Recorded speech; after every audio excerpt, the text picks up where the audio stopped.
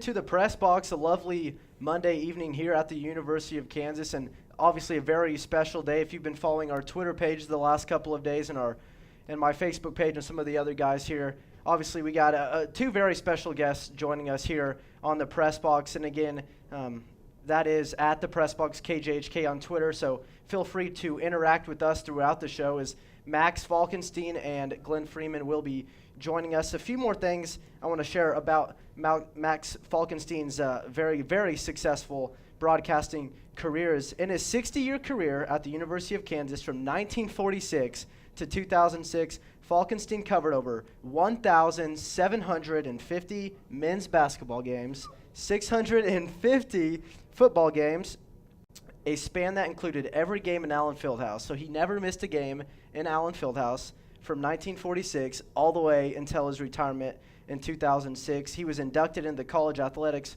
Hall of Fame in 1995, also inducted into the Kansas Sports Hall of Fame in 2001, and was also named the best college radio personality by the Sporting News. So, Max, thank you so much for taking the time out of your evening to join us on the show. Well, you're welcome, Brennan. Good to be here with you guys.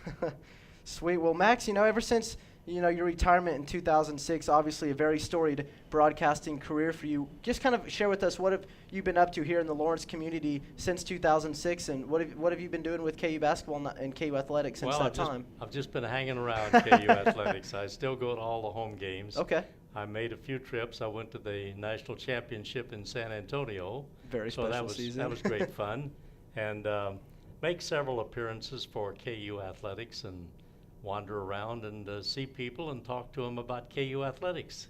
Is it nice to be around, basketball and KU athletics, but not have to be working? It is. People ask me all the time, do you miss it?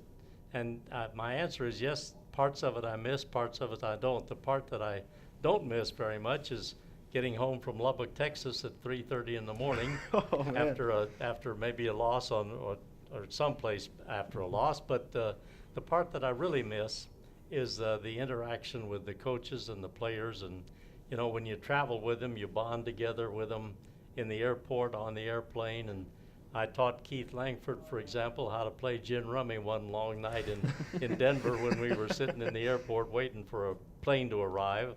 So those are the kind of things that I miss. I don't actually miss doing the games that much. And is there a particular reason why that is, or kind of share with us how your thoughts on that? The reason is, as I just said, the thing that I really miss is bonding with the coaches. Gotcha, and the players. Absolutely. Doing the actual talking on the air, I don't miss that so much. Yeah. Although the excitement of it is missing from a guy's life once you get a big part of that. Yeah, and there were a lot of exciting moments. Man, I'll say yeah.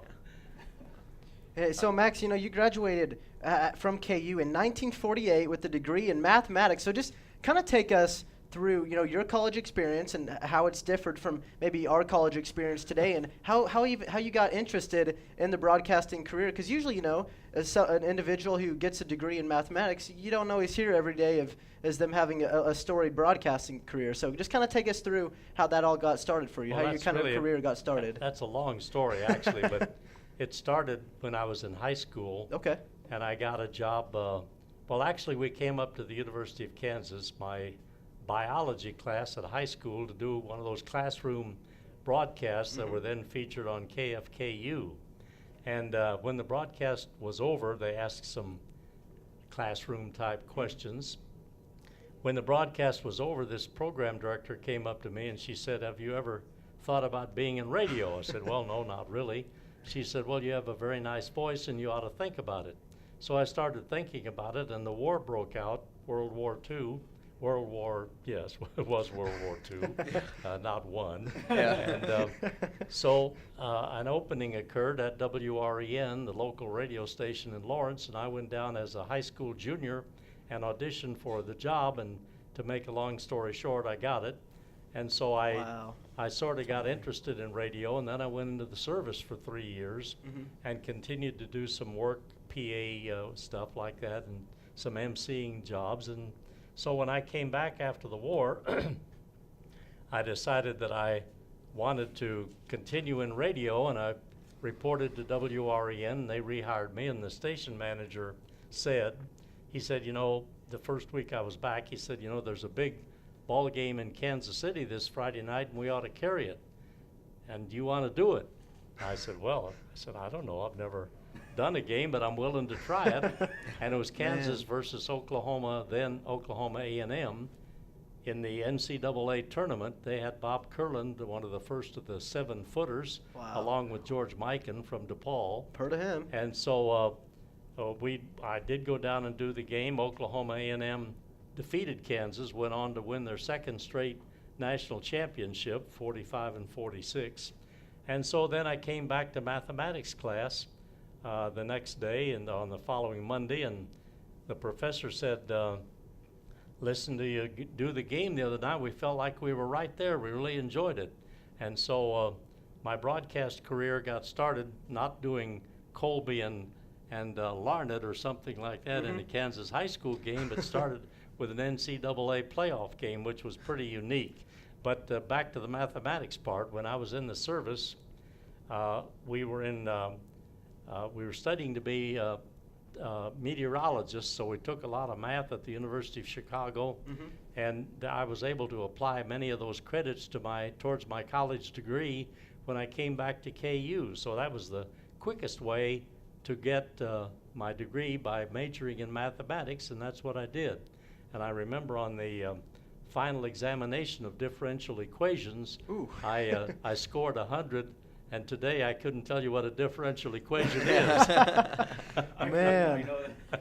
But anyway, that's the connection between mathematics and broadcasting. Wow, that's a really special story to hear that, as a high school junior, you got the opportunity, and it was was it a full-time position with WRE and radio? Yes, it was. I think I made $100 a month. Wow. So as a high school junior, and I mean, $100 a month back in the 1940s obviously was a lot more. Well, not a lot, but it was. But more than $100 is today. Yeah, but still, just to have that opportunity, like you mentioned, just was a really unique experience. And I remember the audition included the phrase "the French chargé d'affaires," and I had taken a little French and subsequently took quite a bit of French in college. But anyway, I knew how to blow through chargé d'affaires, and I think that helped me a lot to get the that job. had to have impressed him a little bit. I'm sure they're like, Max, man, this guy has a future in radio, and obviously ever since that day, you've, man, really. I remember me growing up listening to a lot of KU basketball games, and just, I enjoyed watching it on TV with my dad, but just hearing it on the radio, just like your math professor said, you did a great job of really bringing the game to life and helping us picture that game. And I just want to thank you for giving me that experience, because I think without being that connected and having that much desire for me at a young age to watch and listen to Kansas basketball on the radio, I might not be here today being a KU fan and here at the University of Kansas. So I think really your interest in radio kind of helped spark my interest in radio too. So, and I'm sure both of Max and Tim and Zach, you guys could attest to that your interest in the fact that your success that you've had through KU has really helped us kind of motivate us to hopefully do half as much as you've done in your career. But again, well, one of the interesting things, Bob Davis and I teamed up for all these years after Bob joined the KU network, and so many people, and that was really kind of the infancy of television basketball, basketball on TV, but so many people would come to us wherever we would go, and they'd say, we really like to watch the games now, it's so exciting, but we always turn the sound down and listen to you guys on the radio. So I still know a lot of people who do that. There are. That's actually what I do. When Brent Musburger and Bob Knight used to cover the KU games, I was like, nope, Bob Davis, here we go. How do you like Vitale? How do you like him? I mean, he's an icon for sure, but I don't know, that voice, it gets to you after a little while. So he's very unique for sure. For sure, and by far one of the icons of his profession. So Max, kind of take us. Let's kind of stay with the earlier years of Kansas basketball. Early on in your your broadcasting career, you got to see. Obviously, let me start here. I was reading your book, and your dad got involved with the Kansas Athletics, and you grew up. Your dad and Fogg, if I'm correct, they were very close friends, weren't they? They were indeed. Yes. Yeah. So you got to grow up watching Kansas basketball early on in those days. So kind of tell me your favorite memories from the first KU championship team in 1951 to 1952, and kind of take me through what some of your favorite memories and your favorite stories have been and were with that very famous and special team in That- Jayhawk basketball history. That was a great team that has maintained its closeness more than any other team we've ever had. Wow. A lot of that, I think, is due to Bill Hoagland, who has kind of been the one who's invited everybody to come to his house every 10 years or every 5 years or so. But that was such a unique group of guys, because all of them except Clyde were Kansas guys from little towns. The Kelly brothers from McCune, Bill Lenhart from Newton, Bill Hoagland from Beloit, John Keller from Page City, Bob Kenny from Winfield. And Doc told Dick Harp, he said, you go out and talk to these guys in Kansas, and you tell them if they come here together and play, we're going to win the national championship. Wow. And Dick Harp said, Doc, I can't go out and tell a guy something like that. Doc said, well, that's what I want you to tell him. And so Dick went out and they recruited all those Kansas guys, and they got the big turkey, of course, from Terre Haute, Indiana, Clyde Lavelle, to join them. He turned out to be the best player in the country. But it was amazing that all these Kansas guys could come together and achieve the goal that Doc Allen had set for them.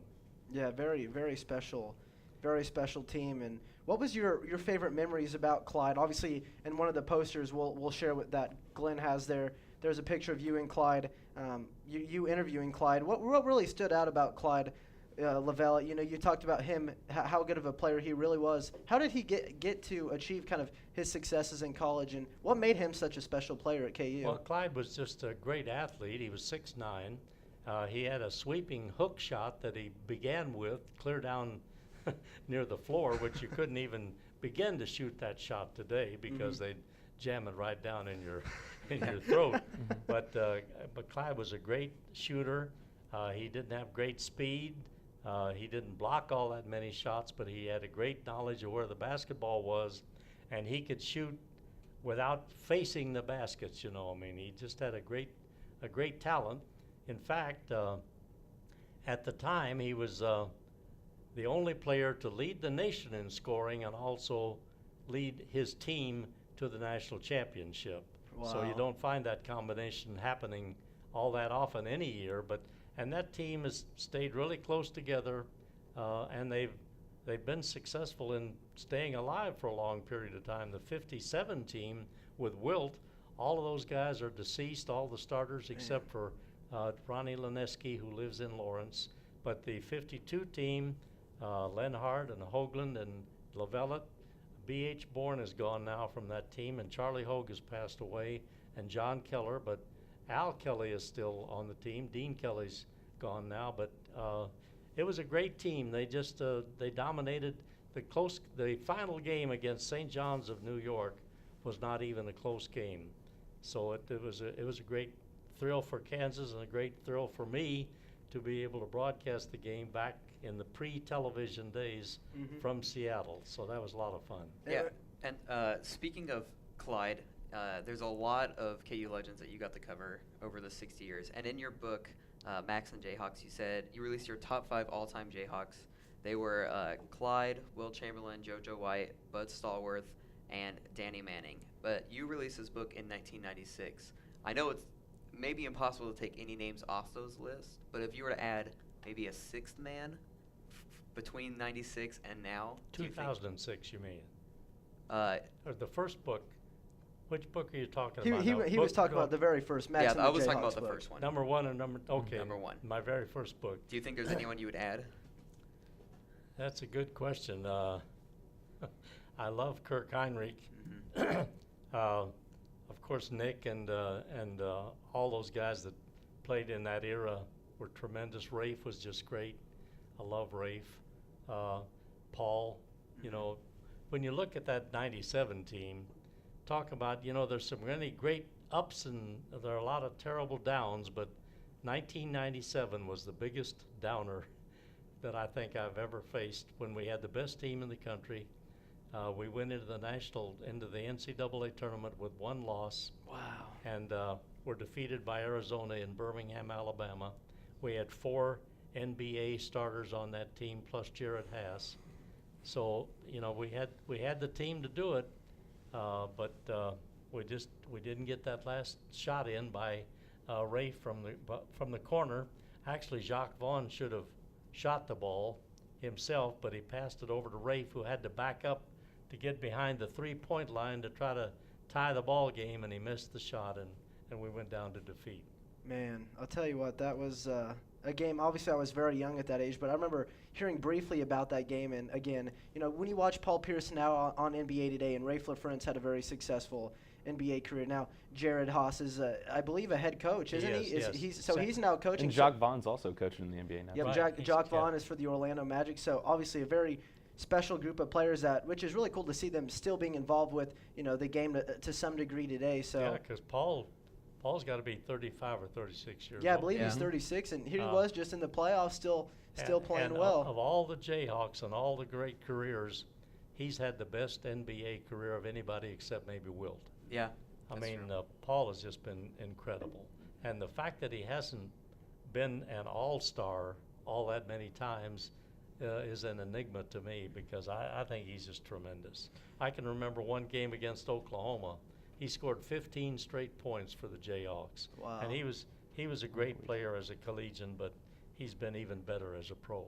And were you expecting him to be as good as he has been in the NBA, or? No, not really, because he was a great player in college, but he wasn't a player like Wilt or even like Bud, who would just light up the scoreboard. And let's fast forward a little bit to just this year's team. We obviously, with the new one and done rule, college basketball is changing before your eyes. What have those changes been in your eyes? Have those been positive changes or negative changes? And kind of take us through how has college basketball, in your opinion, kind of changed in the last 10 or 15 years? Well, first of all, I hate the one and done rule. Bill Self hates the one and done rule. I think everybody in college hates the rule, but it isn't our rule, it's the NBA's rule. Yep. And I just wish the NBA would loosen up a little bit. The new commissioner is talking like he might have some interest in making a change in that rule. The baseball rule is perfect. You don't have, if you want to sign when you come out of high school, you can sign.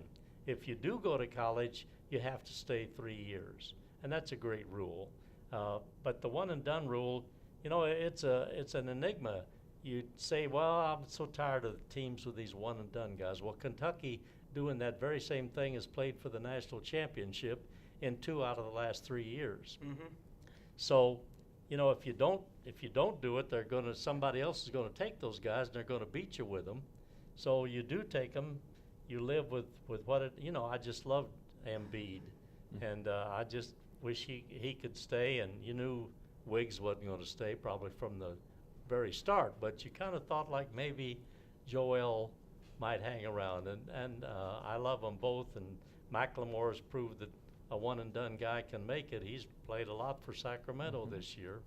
But as far as the rules concerned, and as far as the game has changed, the game was a lot better, frankly, in 1952 than it is in 2014, because it's push and shove and use your butt and shove the guys out of the way and grab them and get away with everything you can get away with. In 1952, if you'll watch any of the films of those games, if you touched somebody, it was a foul. And it was a much cleaner game and a lot nicer game to watch. Basketball has just become so physical now. Do you think basketball is better with three-point line? Oh, yeah. Yeah. I love the three-point rule. Yeah. Ronnie Kellogg and Calvin Thompson, who played for us in 1986, the next year the three-point rule became law, but those guys could light it up, and if they'd had the three-point basket in 86, Ronnie Kellogg would have scored an absolute ton, I'll tell you for sure. Yeah. So over the course of your career, you've gotten obviously to call a lot of different KU games. What would you say have been some of your most favorite that you've gotten to call over the years? Well, Yeah, I know. I'm sorry to drop the bomb on you after like that. 1,750 games, Yeah. it's hard to pick out a given one, but certainly the 52 game was great, and the 3 overtime game was one to remember for your life when North Carolina came in undefeated and Kansas had Wilt, and they played 3 overtimes, one of which not even a point was scored. Really? And then the Tar Heels beat us, in in the third overtime. That was a memorable game, although Yeah. not a pleasant Of course memory not. to bring back. And then, of course, certain games just kind of stand out in your mind. I remember Indiana came into Allen Fieldhouse with a great team coached by Bobby Knight and with Damon Bailey starring for the Hoosiers, and Jacques Vaughn was a freshman. And in overtime, he hit a three-pointer at the buzzer, and we beat Indiana, which was a tremendous ball game. The crowd just went crazy. When Bill Self and Norm Roberts were coaching for their very first season here at Kansas, we had a great game here. I believe it was against Michigan State, I think. And the crowd just went crazy, and we won the ball game in one of those December preseason games. And in the locker room with the coaches afterwards, Norm Roberts said to Bill, he said, "Man," he said, "I thought people got excited at Illinois." He said, "This is what basketball is all about here at Kansas." And, Allen Fieldhouse is pretty special. But Allen Fieldhouse, for as long as it has been around, Allen Fieldhouse hasn't not always been the home of Jayhawk basketball. So Max, kind of take us back a little bit to when you were growing up. Where did you watch Kansas basketball play at? Well, as old timers know, it was in Hoke Auditorium. Okay. And when we first started broadcasting, when I came back in those first years from 1946 until Allen Fieldhouse opened in 1955, we sat on the front row of the balcony right in the stands.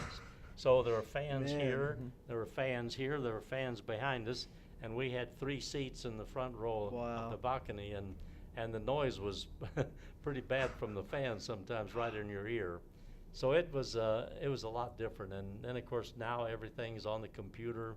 You know exactly what percentage each guy is shooting. In those days, you kept your own scorebook with a pen and a rubber eraser on the pencil as well, and that's all you had. You didn't get any statistics. You might have gotten something off the typewriter, mimeographed at the end of the game for the final stats, but it was a lot different.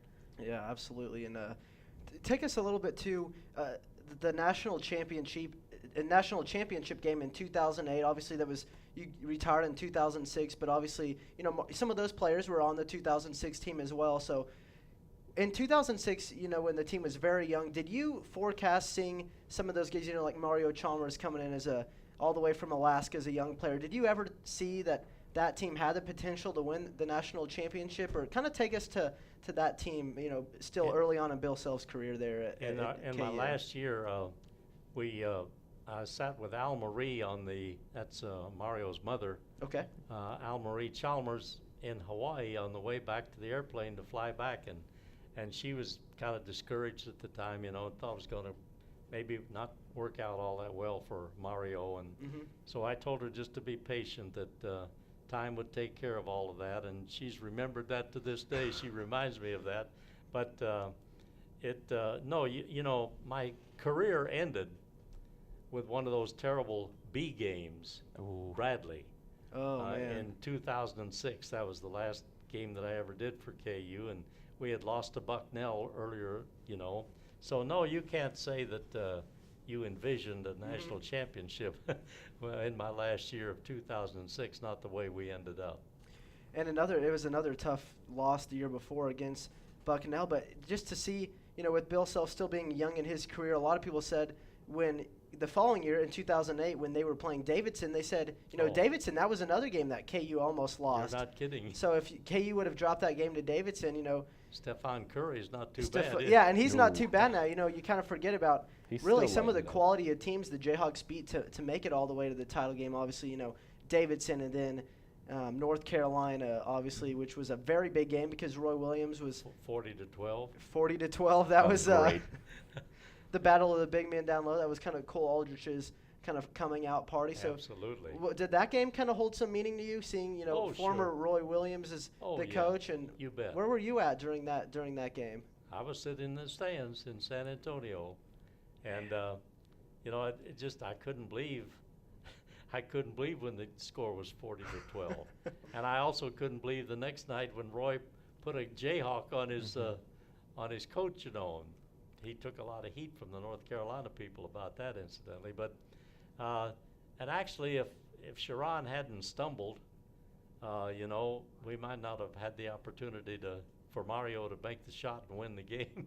And that was kind of the play that Bill Self called it the chop play. And all of a sudden, I was on the internet a few days ago, and they said the play has gone viral since that day. They said, you know, Creighton has used the play for buzzer beaters, and Kentucky's using it even in Wichita State. So all these coaches, you know, it was such a big play despite the bobble that, you know, it's kind of taking college basketball by storm. I remember watching a game on ESPN, and Fran Fraschilla was like, well, the chop play any second, I'm expecting that to be here. So, you know, that just says a lot about Bill Self and kind of the coach he is. And what has made Bill Self, in your eyes, such a successful coach at Kansas? Because, you know, everybody says the difference between Roy Williams and Bill Self in terms of play is, you know, Roy Williams is very high tempo, fast pace, you know, get up and down the floor, high scoring, and Bill Self's more defensive. But, you know, what has been the biggest differences between those two coaches in your eyes?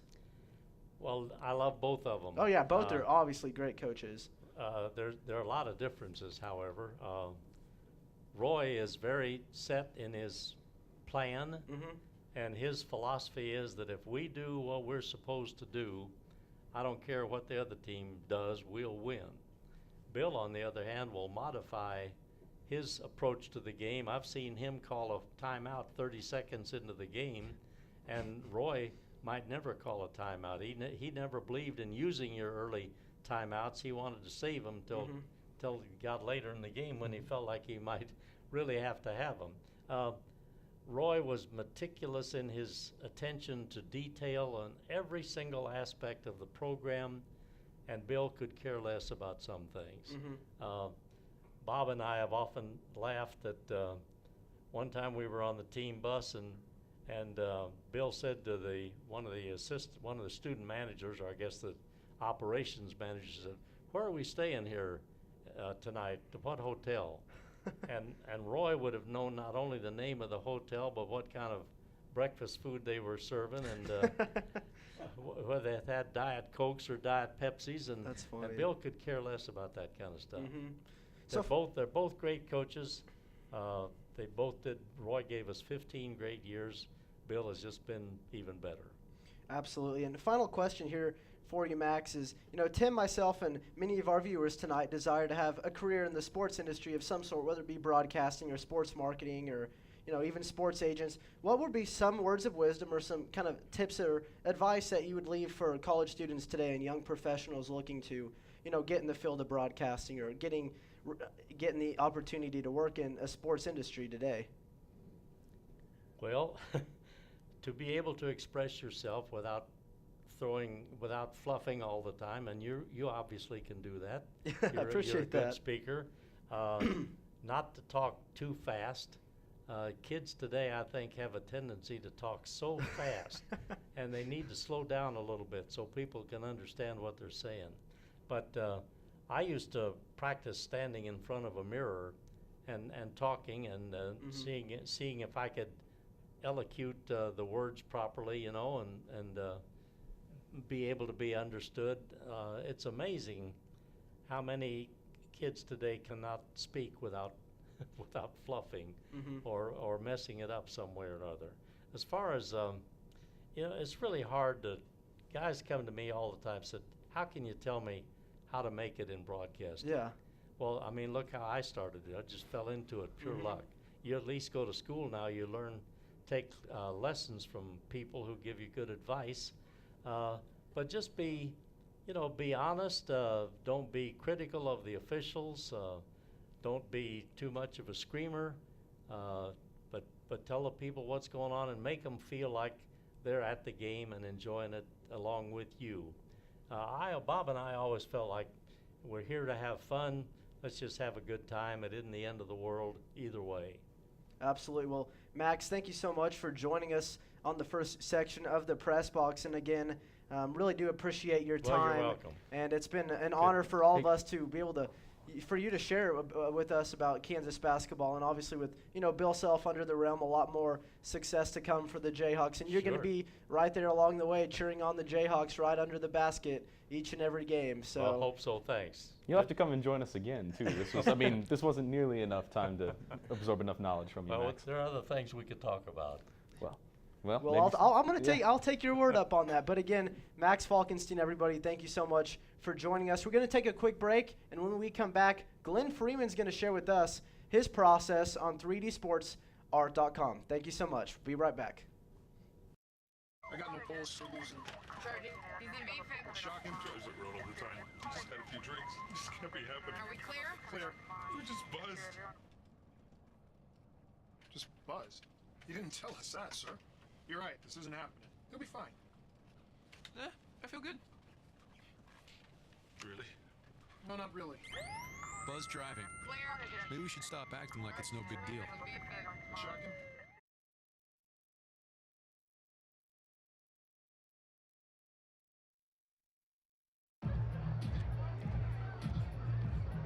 If you drive buzzed, it could cost you around $10,000. You'll face major legal fees, major fines, and steep insurance penalties. You could lose everything. Buzzed, busted, and broke, because buzz driving is drunk driving. I got no pulse for losing. Charging. He's in main fit. Shocking. Tries it road all the time. Just had a few drinks. Just can't be happening. Are we clear? Clear. We just buzzed. Just buzzed. You didn't tell us that, sir. You're right. This isn't happening. He'll be fine. I feel good. Really?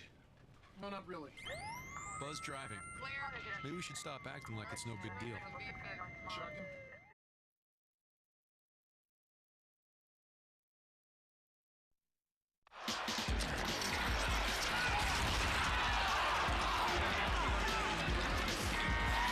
Now they're beating us on the boards out there, guys. This is your territory, Grimson. Do your job. Grimson. Hello? Hi, honey. What? Now? All right. The itsy bitsy spider climbed up the water spout. Down came the rain and washed the spider out. Out came the sun and dried up all the rain. And the itsy bitsy spider climbed up the spout again. I love you, Daddy. I love you too, sweetheart.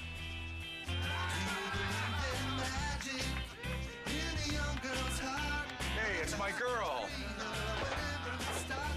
You know, my daughter. Love. Pass it on. A message from the Foundation for a Better Life.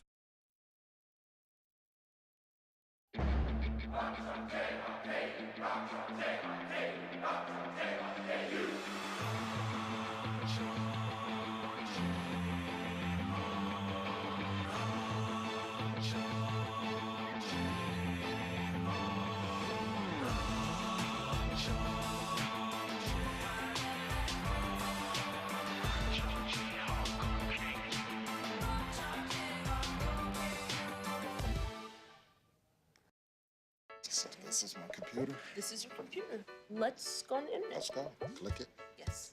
Okay. I cursor in between the R and the E. Pressing dot, I want you to just push the period. She's gonna love me all over again.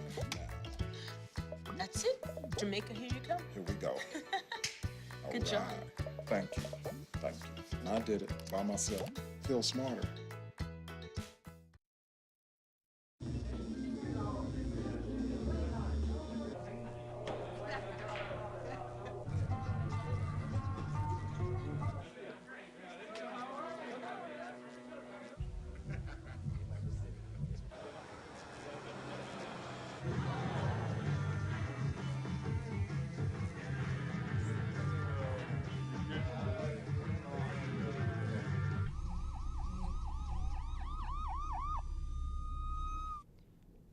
Welcome back to the Press Box. We just got done having a very fantastic interview with KU famed broadcaster Max Falkenstien. And again, welcome back. We got more action to talk about as Glenn Freeman, the second guest on tonight's show, is going to join us. Glenn, how are you doing?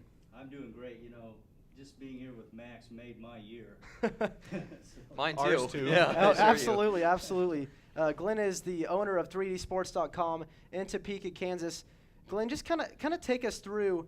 Let me quickly show these pictures here of Glenn's 3D basketball pictures, if we can get that thrown up. Now, remember, note that they're 3D. These So these are need to be 3D seen pictures. in So person. the pictures you are seeing on TV do not do justice to really what they look like in person. And again, we'll have Glenn continue to talk more and more about this process. But again, you can see all the national titles on there, a lot of legendary basketball players, and lots of quality action on those pictures. So Glenn, just kind of take us through the history of these pictures, how they came about, you know, the process, and Sure. what kind of gave you the idea in the first place? Our company was involved in doing some 3D art for the wildlife and fish and game industry. Mhm. And so our first endeavors were involved with that. And one day we were in a meeting, a production meeting in Chicago, discussing one of our fish images, which I brought along with me for you to see if you want. Yep.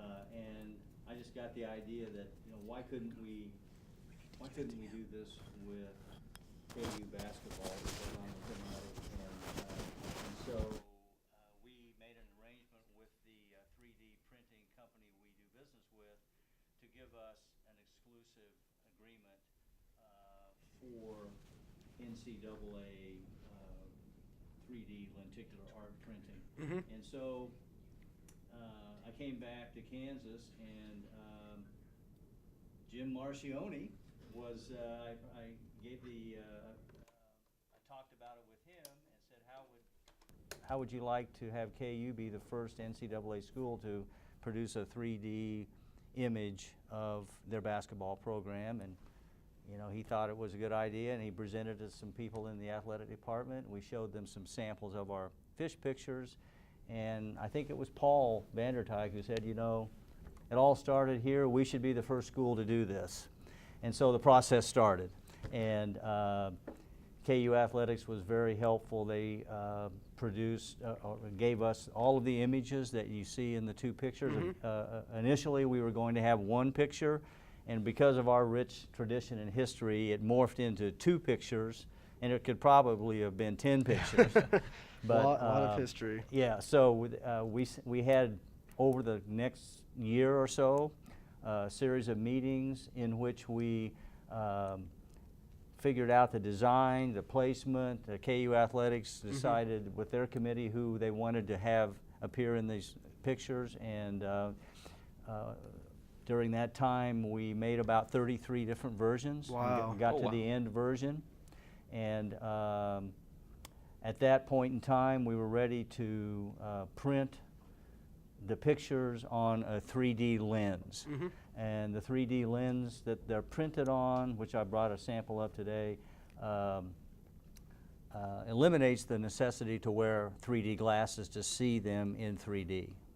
So the process itself involves just taking the images, cutting them out, using a special computerized program to do what they call layering and interlacing to create the depth, and then we produce an anaglyph, which is a computerized proof. And after the final anaglyph was approved by the KU committee, we produced an actual proof in 3D, and from that proof then we went to the big presses and mass printed them on special presses that would accommodate a lenticular lens. Wow, what a process. It is. Yeah, and real quickly, I believe we have a picture of you guys looking at the 3D lenticular lens, Max and Glenn. Maybe we can throw that up on the screen if we have that available here real quickly. Yeah, So there it there is. we go. We Now got that was what I call a goosebumpy day for me. We were in Jim Marcioni's office, and Max and I were looking at a television set on Jim's wall with the anaglyph, which is the proof. And before it's printed, you need 3D glasses to see it in 3D. So we had on those 3D glasses, and we're looking at the images, and Max was making comments and telling stories about this player and that player. It was such a great moment, and he turned to Jim and said, you know, every KU basketball fan should have one of these. And of course, I jumped on that and I said, Max, can we quote you on that? And if I remember right, Max said, "Yeah, you can write it up, Jimmy," or something like that. And so that was a great moment. And you know, for all the work we did, and you know, this was a long process, lots of hours. That was a moment that kind of said to me, you know, we're on the right track, and the things that we're doing are being done the right way. But then Max said, you know, we need to have a book that goes with this so people know who all these people are, and they can, because a lot of people don't know some of these, especially the older players. And so that led us to produce this booklet that accompanies the pictures, which I think is just as important as the pictures. Oh, because absolutely. in this booklet, every image that you see in the two pictures is described, when players played, what their stats were, you know, when their jerseys were retired, everything that you would want to know about each image in there, even the history of Allen Fieldhouse, which appears in one of the pictures, and the history of the banners, and the Pay Heed banner, and the championship banners. And that became, and to this day I'll never be able to repay him, but that became a huge job that Jim Marcioni took on. And we started with the media guide, and we used that as the basis to start this booklet. And I think Jim did more than 50 edits over a few months period of time, right in the middle of basketball season. I know he had a million other things to do, but he wanted this to be done right because it is KU. Oh, absolutely. And you know, this is where it all started, and it had to be done properly. And so thanks to Jim and his staff for producing this booklet that comes with the pictures, because without the booklet, it wouldn't be the history lesson that it is. No, not at all.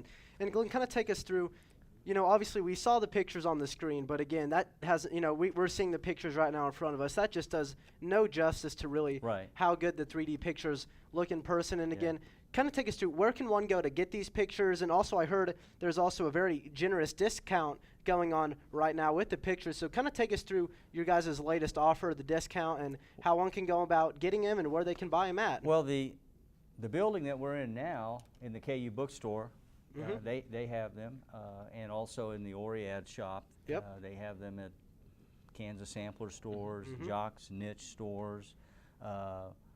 We also are offering online on our website.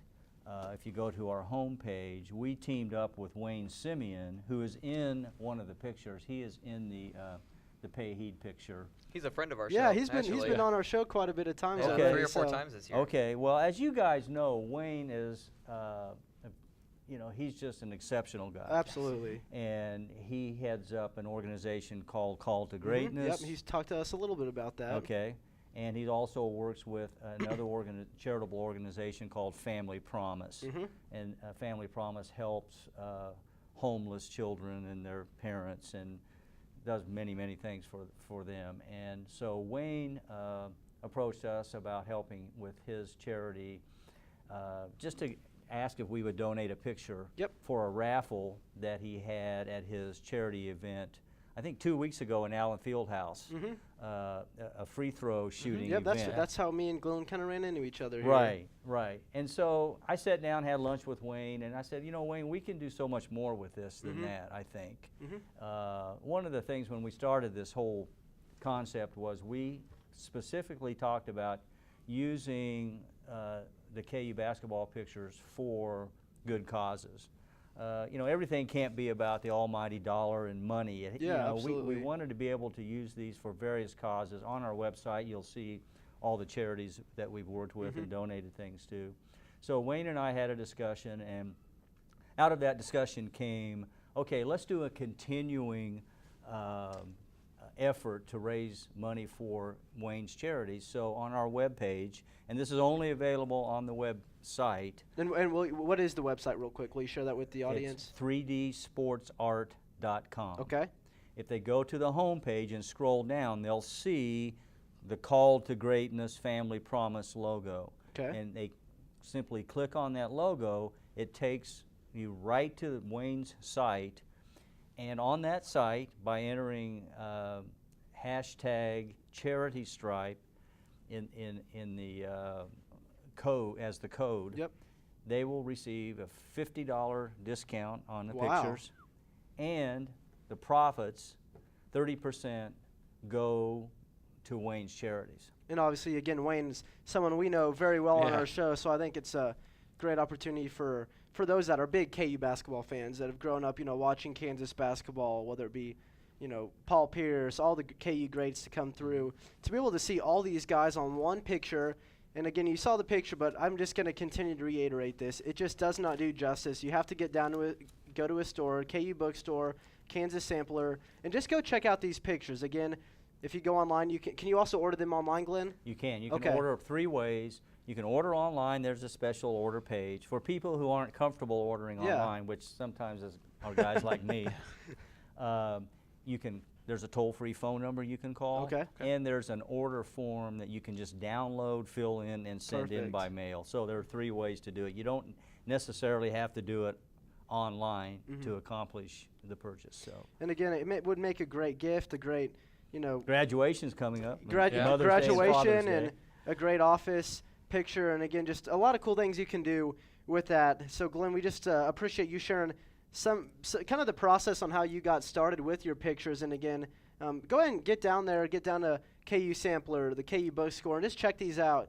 You got the Rock Chalk Jayhawk version, which lists all 5 of the very popular and well-known national championships for the Jayhawks. And then you got the Pay Heed, Beware the Fog version, which has our good friend Max Falkenstien on there interviewing Clyde and kind of Wilt Chamberlain, and another very cool picture and a lot of sports figures for the Jayhawks. We're going to make a small shift here. We're going to continue talking about sports, obviously, but Matt, we're going to stay with the Great Debate feature, quickly kind of explain what our great debate feature is each week and how we're going to incorporate this in today's show. Right, so our Great Debate feature is something that we have weekly, and every week we come up with a topic, or I usually come up with a topic, and we will all take turns debating that topic, and then I will pick a winner based on who had the most compelling argument. So for this week... And do we have the standings for that? Because I think Tim's winning, isn't he? I probably am. I do not know them off the top of my head. But I believe Tim did take the lead last week, but I think you may have tied him with the Joe Canal. We can tweet about it later. Absolutely. But I do not know it off the top of my head. I would have to have my computer in front of me. But regardless, we are going to incorporate Glenn in this week's feature. And so the question for this week is, since Glenn has been such an avid KU basketball fan. Let's let him go first. Yeah, for sure. What's the question? What team would you say is the most dominant or best Kansas basketball team that you have seen perform? Or maybe just of all time. Well, that I've seen perform, I might have to go, obviously, with the 08 team since they won the championship. We featured them in one of our pictures. I mean, if you looked at some of the guys on that team, they had some great role players, like, you know, they had Brady and I think Tyrell was on that team, and who was Cole was just coming up, and I think Sasha was playing ahead of Cole then, and of course I think Sharon, if I remember correctly, Sharon was the first KU player to win the 6th Man Award, I believe, for the Big 12 that when he played for KU. So I mean that was a heck of a team, but you know, I kind of if you're talking all time, boy, it's hard to argue against the 52 team because of what they accomplished. My gosh, the championship and you know practically the whole Olympic team was composed. The gold medal Olympic team in Helsinki was composed of KU players, and you know, my gosh, they. As Max said earlier, those guys still come back and are still close, and so it's hard to argue against them as not being the greatest all-time KU basketball team. having the ones I've seen, I'd have to go with 08. Mm-hmm. What about you, Tim? Well, no, that's a very good argument. I think that's a team that's obviously a team we all grew up watching them, saw the Mario's miracle shot. I remember just getting real excited over, and one of the biggest moments, if not the biggest basketball moment of my life for the Jayhawks. So, Tim, what was your favorite or most memorable team? Well, this is something that's been brought up a few times on our show because I have a very different background than a lot of KU sports journalists, where I was not born and raised in Kansas. I was born and raised in Southern California. So really, I've only been a Jayhawk for a year, but I'm as proud as any. So I've been still learning my Jayhawk history. But I did pick a non-championship team, which is probably a very bad choice. But I did pick the 2000. There were a lot of good non-championship teams. There were a lot of Jayhawks great, as well. Yeah, a lot of great non-championship teams. So I picked the 2001-2002 team. Okay. I picked a somewhat more recent team just because a lot of these guys, I've been born and raised in the LA area. I've been a huge NBA fan for a long time, and a lot of players on this team are still in the NBA and have had great careers. But this team went 33-4 overall, 16-0 in the Big 12, and that's something that stood out. And they did lose in the Final Four to Maryland, but they had Nick Carlson, Drew Gooden, Kirk Heinrich on that team, Keith Langford, Wayne Simeon. He got hurt the next year, but he was a freshman that year. So just a lot of fantastic, kind of KU all-timers who have repped the Jayhawks really well in the NBA. Yeah, that's another team I remember growing up. Maryland at the time, although they haven't been to another Final Four since then, Juan Dixon was a guy I remember growing up watching him play. He was a very special player in 2002. I remember I cried myself to sleep that night when KU lost because I was a big, Kirk Heinrich fan, Nick Carlson fan. I was actually in Indiana, too, where my grandparents lived, and the Hoosiers were in the Final Four that year as well. So there was a lot of activity and a lot of buzz surrounding that 2002 Final Four. For me, I want to go with 2004, 2005, when Kansas fell to Bucknell in the first round. But again, Wayne Simeon was a senior. Aaron Miles was a senior. Keith Langford was a senior. And this was the team that really started the Big 12 streak that has now spanned on for 10 straight seasons. So this was the team that got it all started. Started the streak under Bill Self. And really, since then, both all these guys have been around the Kansas program. Wayne Simeon still lives here today. Aaron Miles was here not too long ago. So to see just how good these guys were playing at KU and just how much they've contributed to the Lawrence community ever since that day, to me, I think they're my hands down probably most talented, most hardworking, and most successful team, even despite not winning or not even going on to the second round in the NCAA tournament. Yeah, for mine, I'm gonna go with a little more recent one. That, okay. Again, not a championship-winning team. This is one that broke my heart. This was the 09 and 10 Cole Aldrich, Sharon Collins, Xavier Henry team. I thought that, if you look at the amount of players that we had on that team who were able to carry the program for years after, as well as Sharon, who's the winningest or one of the winningest Jayhawks of all time, surpassed by Tyrell Reed, who was also on that team, coincidentally. I just remember that Northern Iowa game. I was just completely devastated at the end of that one because that was a team that there was no reason they couldn't have run to the title game and taken it. So, again, a disappointing team, but that's just March Madness for you, too.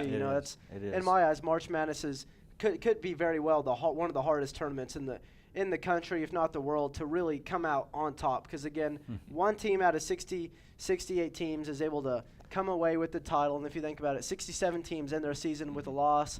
One team is able to hoist the trophy in April. So again, that's just a really hard tournament to play in and really to be successful. But again, I think these are all very incredible picks. Again, all just the story program that the Jayhawk basketball teams have had. I think there's really no right or wrong choice. It can really vary from person to person. Let's quickly go and end the show. The time's really been flying by tonight with our weekly picks of the week. Glenn's going to be joining us here. And Tim, go ahead and take us through the picks of the week. You're kind of our NBA analyst on the Pressbox, so kind of give us your rundown on our 4 picks for the week, which all are going to be dealing with the NBA playoffs. Yeah, so the first round of playoffs have been arguably one of the best of all time.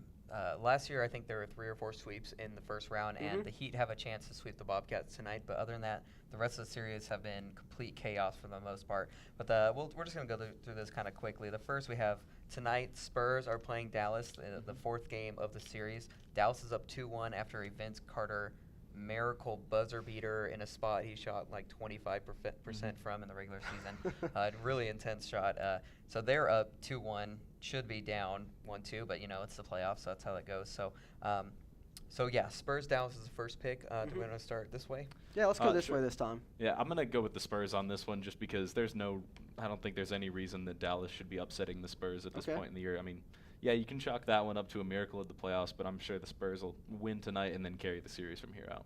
So you're going with the Spurs. I'm going to go with the Spurs as well. Again, they're my team that's going to make it to the NBA Finals. I've really enjoyed watching them play. Just, growing up and playing a lot of basketball and really having to work hard on defense to get any playing time. I really respect just how hard the Spurs play on defense. You got Manu Ginobili, Tony Parker, and Tim Duncan, just three guys that come together each year, and they're going to give you quality minutes. They're going to play hard from the beginning of the whistle to the end of the whistle, and a team that I think is going to come back in the series and beat their arch rival, the Dallas Mavericks. So I'm going to go with San Antonio on this one. Yeah, I'm going with San Antonio too. It's probably going to sweep the board. They're just Popovich is maybe one of the greatest NBA coaches of all time. Tim Duncan, probably the greatest power forward of all time. They're going to bounce back. They had a bad game. They lost on a buzzer beater. I think they're going to win handily tonight. Glenn, what do you I got? think they may win the series, but I think Dallas will take them at home tonight. Okay. All right. So Glenn is going with the Mavericks. All right, second pick. Who do we got? Hawks at Pacers. This series has been way more interesting than it probably should have been. Pacers, #1 seed in the East, are tied 2-2. That has been a very interesting interesting series so far. Yeah, they had a lot of troubles at the end of the regular season, so that one's tied at 2-2. It's at Indianapolis, so it's a home game for the Pacers. That hasn't really meant that much yet. Let's start with Zach again. I mean, for this one, I was really, really tempted to take the Hawks again, but I think at this point, they're at home. It's kind of do or die time for the Pacers to really get some momentum and carry it into the next round if they don't want this series to go to 7. So I'm going to take the Pacers in this one. All right. Real quick, Brennan. I'm going to go with the Indiana Pacers as well. Just a tough team again. Very good defensive team. So I'm going to stay with the defensive mindset, and I'm going to go with the Pacers. Yeah, this was a tough one for me to pick because Jeff Teague's been playing at a whole nother level in this playoffs. But I'm just going to go with the Pacers. I think they're going to close out the series with 2 more wins, but I think they're probably going to have a ton of troubles with the Wizards. And the fact that it's a home game, too, that helps. I have to agree with you guys on the Pacers. Yeah. I think they'll take it. Pacers are a very tough team, and I think one of the preseason favorites to win it all. All right, who's our third pick? Third, we have Golden State at Los Angeles Clippers. The Clippers, my team, who have little controversy. Having some controversy. Just a little bit. Yeah. Just a little bit. That we will be talking about next week for sure. We'll be breaking that down. But just speaking purely basketball related, Golden State at Clippers, that'll be tomorrow. That series is tied at 2-2 and has had each team's gotten a blowout victory. So it's been an interesting series. What do you think, Zach? I mean, I know you said it's purely for basketball reasons, but I mean, you got to consider this thing in context. And I think I was listening to Doc Rivers' press conference today, or I guess conference call, but I was listening to him, and you could just kind of hear it in his voice that team, I mean, he told them that they kind of need to win to keep this issue under the spotlight and really get a change made. So I think, if nothing else, for that reason, the Clippers are going to carry the rest of the series. I'm going to go with the Warriors on this one. I'm a big fan of Stephon Curry all the way back to watching him play at Davidson. I think he's going to be a future All-Star in the NBA, if not already. Yeah, he already is. So I'm going to go with the Warriors. They're going to get a tough road victory. Yeah, the Clippers are going to be really distracted with everything that's going on, but it's going to be a really interesting game. I really have no idea what's going to happen in terms of just everyone's emotions and stuff, but I do think the Clippers will bounce back. Both these teams have been excellent at home all season, so I think they'll get the win. I think because of Doc Rivers, the Clippers can win this. Yeah, he's a great He's coach. the reason. And I think he's the only one who could possibly carry a team through this sort of a controversy. Yeah, I firmly believe that. Mark Jackson is definitely emerging, and I think he'll be a great coach in the NBA someday, but he's still pretty young. Yeah, he's no Doc Rivers. Not at all. Definitely not. But let's just go through and say our picks because we're really running out of time. Memphis, Oklahoma City, tied at 2-2. Zach? Oklahoma City. I'm going to go with the Grizzlies on this one. No, actually, no, I'm sorry. I'm going with the Thunder. Okay. I'm going with the Thunder on this one. I'm going with the Grizzlies. I think they're just such a tough team. Although Durant just had a bad game, I think he'll bounce back. Oklahoma City for me. All right. And again, you can follow us at Twitter at the Pressbox KJHK, and also Glenn's 3D Sports Art. That is going to be at 3D Sports Art. So check those out on Twitter. We love to get you guys' interactions. Follow us, and do us a favor. Go down to the bookstore. Go down to the KU Sampler downtown. Check out Glenn's pictures, and again, you're going to just see how how really good and the high quality these pictures truly are. So, Glenn, thank you so much for joining Thank you us guys for having on me. our It's a show. pleasure. And big thanks to Max Falkenstien yeah, and as well again, for thanks, joining us. thanks to Max. Max and Rock Chalk Jayhawk. We will see you next week for what is going to be our final show of the year. So Went fast, didn't it? we got a lot to talk about next week. See you then.